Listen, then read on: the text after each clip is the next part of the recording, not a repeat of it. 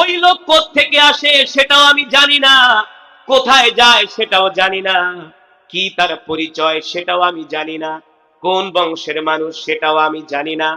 হযরত আবু বকর বলেন, তাহলে বলো ওই লোকটা প্রতিদিন তোমার ঘরে আইসা কি করে? এবার অন্ধ মহিলা বলে, শোনো, আমি তো অন্ধ, আমি তো চলাচল করতে পারি না, আমি নিজে একা চলাফেরা করতে পারি না, রান্না তো কোনো করতে পারি না, আমি আমার ঘরের কাজ কর্ম পর্যন্ত করতে পারি না। আমার ঘরে যেই লোক ফজরের পরে আসে, ওই লোক এসে তিনি আমার পরিধেয় বস্ত্রগুলো নিজের হাত দিয়ে ধুয়ে দেয়। তিনি কে? আবু বকর কে? প্রেসিডেন্ট। আবু বকর প্রেসিডেন্ট। যুবক, এ যুবক, শোনো, আবু বকর খলিফা, মদিনার প্রেসিডেন্ট।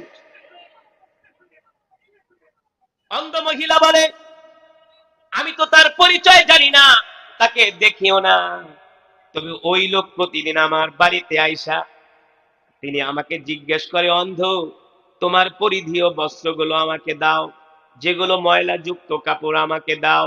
আমি আমার কাপড়গুলো তার কাছে দিই, সে তার নিজের হাত দিয়ে আমার কাপড়গুলো ধুয়ে দেয়। তারপরে জিজ্ঞেস করে, বৃদ্ধ, তোমার আর কি প্রয়োজন আছে? আমি বলি, আমার প্রয়োজন তুমি আমার থালা বাটিগুলো ধুয়ে দাও।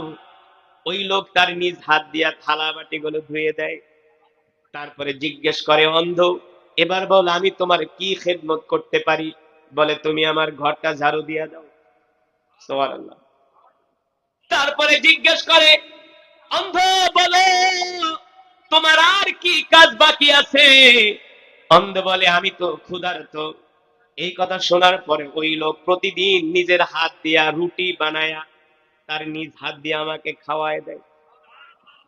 শুধু একদিন না, 2 দিন না, 3 দিন না, মাসের পর মাস, বছরের পর বছর। সুবহানাল্লাহ বলেন। এই কথা শোনার পরে হযরত ওমর ওই বৃদ্ধা মহিলার পাশে হাঁটু গেড়ে বসে আকাশের দিকে হাত উঠায়া হযরত ওমর আবু বকরের জন্য দোয়া করতেছে আর বলে, আল্লাহ, আপনি আবু বকরের উপরে রহম করেন।